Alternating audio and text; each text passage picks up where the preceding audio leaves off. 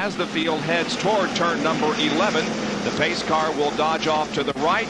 The field will pass under the starter stand and get the green flag for the Budweiser at the Glen NASCAR Winston Cup race. Here they come out of turn number 11. Doyle Ford waves the green flag, and we are finally underway. There are still a few wet spots on the track, but it should be okay as they head for you, Benny. Here coming down, Dale Earnhardt has the jump. Kyle Petty jumps in behind him, and Ricky Rudd trying to get on the inside of Kyle. And meanwhile, they're about 4 abreast back there behind. Believe it or not, they made it through the corner, 3 abreast. Darrell Walter, Jeff Bodine, and Bobby Hillin. And guess what? Everybody made it through this corner okay. Well, as they head up through the S's, Benny, they sort of single out and get in single file. That's the way they need to go through those high-speed turns. Dale Earnhardt leading Kyle Petty as they come off of turn 4 on the long straightaway here. Now start braking to go into the loop. And you see our cable cam working. First time that they've come through there under competition, this new loop at Watkins Glen. Everybody seems to be getting through okay, Bob. No problems so far. In fact, the last car comes through the loop now. Everybody got through. Boy, we saw some 4 abreast racing there for a while. By the way, that smoke there is for some aerial bombs that have been set off. It's not fog. Bob, I said everybody got through the loop. They did. But Tom Bodine got tagged and spun as he started out of turn 9. He is sitting on the outside of the track. He has the car firing now. He should be able to get going. He does, Tom Bodine. So sort of a rude awakening here in his debut in NASCAR Winston Cup racing. There you see the Diet Pepsi Ford underway. He'll stay in the lead lap. And Dale Earnhardt is leading for the first time since Dover 7 races ago as he leads Kyle Petty and Ricky Rudd up through the S's once again. Going through turn 2. This is turn 3, the left-hander. Now you go back to the right. We see all the cars coming through turn 3. There goes Rusty Wallace, the little Jimmy Grafonic. Richard Petty. There goes Earnhardt up the straightaway, and then he'll be there in just a minute. Yeah, they're there already. Doesn't take them long to get here. Now they start through the loop again. Kyle Petty now right in there with Dale Earnhardt, maneuvering very well through that tricky turn. And that cable cam is working well too as it lets the car sweeps by and heads at about 50 miles an hour in the other direction. Now heading down for turn number 10 once again, and Kyle Petty is right on the back bumper of Dale Earnhardt. That's Rudd 3rd, Brett Bodine is 4th, Ernie Irvan 5th, then comes Jeff Bodine, Mark Martin, Wally Dottleback, Rusty Wallace, and Dale Jarrett. And here comes, looks like Alan Kowicki making a move. But everybody pretty much in single file formation. Now there is the Haviland Ford being driven by Davey Allison. It had to go to the rear of the field to start the race. When we get a yellow flag, Dorsey Schrader will come in as a relief driver for Davey. You know, Ernie Irvan is in 5th spot as we watch Davey Allison trying to pass someone down the front straightaway, but Ernie Irvan is already up to 5th spot from his 10th starting spot. And Davey, sure enough, he gets under Ed Ferree, goes to him through the corner, back to Earnhardt, up the back straightaway. And to head into the loop once again. Ernie Irvan pulled out like he wanted to make a pass coming into that turn, and indeed he did move around the Brett Bodine car. So Irvan already up to 4th place. Ernie Irvan started this race in 10th position, but he indicated that he was not happy, in fact did not particularly work on qualifying, rather worked on the race setup. He won at Sears Point earlier this year on the road course. He was the defending champion here. He won the Busch Grand National race at this facility earlier this year. So Ernie Irvan certainly has to be rated as one of the favorites coming into this event. There's the cave cam located at track level at turn number 10 as the field flashes by.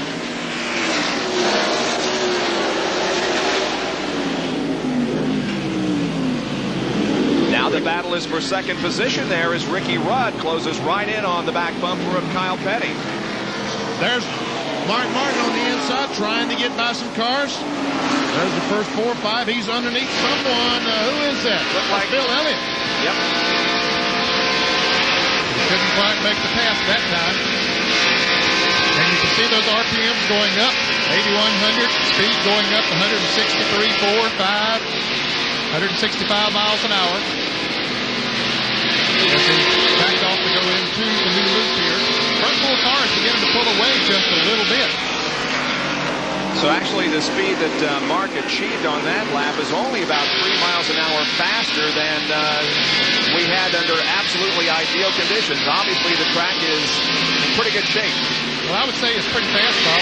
The temperature is cool. It's still overcast here, and normally that is good, fast conditions at most any racetrack. Did you see his teammate, Wally Dolomite, just blow by Mark Martin? He went into 7th place. Mark Martin is back to 8th, 9th, and we're riding with right now Rusty Wallace as we look out the back glass of his car back to Dale Jarrett. Now looking out the front of Rusty's car. This camera is positioned on the other side of the rear view mirror. It gives us a great shot, unobstructed as a matter of fact.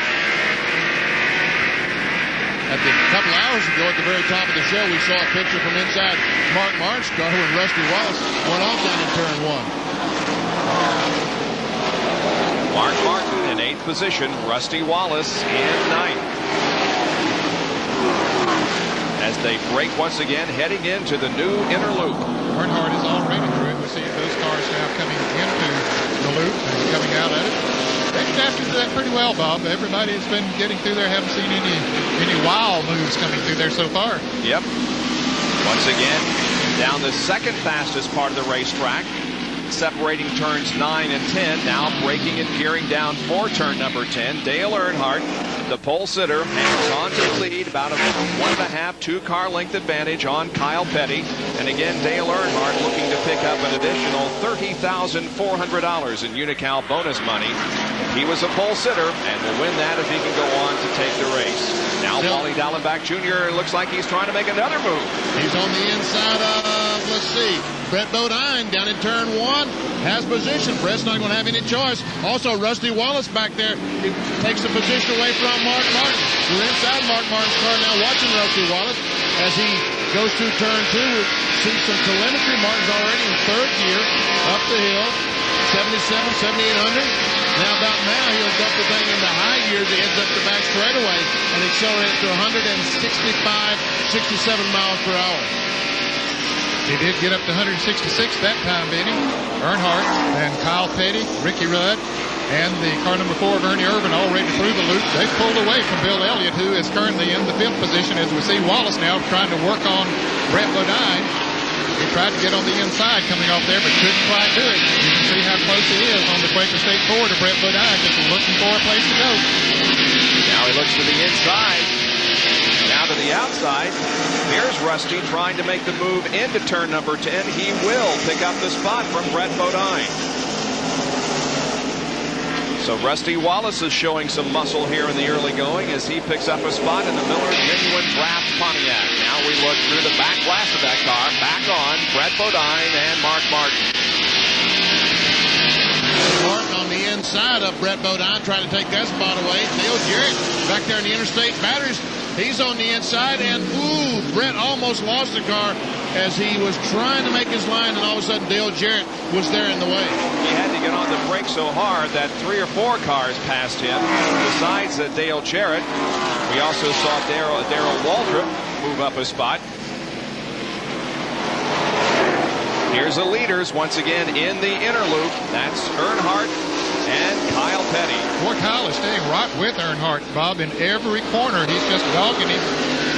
Ricky Rudd is back about 8 or 10 car lengths, but the car number 4 of Ernie Irvin is right on Rudd. You can see that little distance there between the two twosomes. First 4 cars separated themselves from the rest of the field. Earnhardt, Kyle Petty, Ricky Rudd, and Ernie Irvin. We're in Watkins Glen, New York for the Budweiser at the Glen, and we'll be right back.